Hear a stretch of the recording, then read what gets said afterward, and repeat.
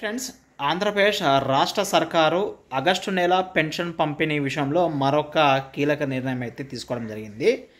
So స్టార్టింగ్లో ఆంధ్రప్రదేశ్ రాష్ట్రంలో శ్రీ నారా చంద్రబాబు నాయుడు గారు ముఖ్యమంత్రి అయిన వెంటనే మనకి పెరుగుతూ వచ్చేటువంటి పెన్షన్లు ఏవైతే ఉన్నాయో, అంటే గత 3 నెలల బకాయిలతో కలిపి పెరుగుతూ వచ్చేటువంటి పెన్షన్లని జూలై మంత్లో తెల్లవారుజామున 6 గంటలకే ఏకధాటిగా అన్ని నియోజకవర్గాల్లో, మండలాల్లో, డిస్టిక్లలో, విలేజ్లలో పెన్షన్లు అయితే పంపిణీ చేయడం జరిగింది.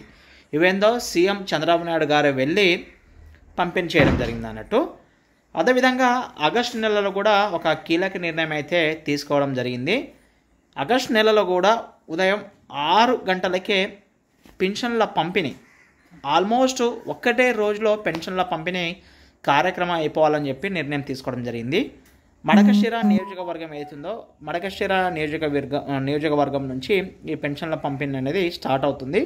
ఏకధాటిగా అన్ని నియోజకవర్గాల్లో ఒకటే రోజు ఏకధాటిగా అయితే పెన్షన్ల పంపిణీ కార్యక్రమం అయితే అయిపోవాలని చెప్పి చూసుకోవడం జరుగుతుంది. అంటే 99% అయిపోగొట్టాలి.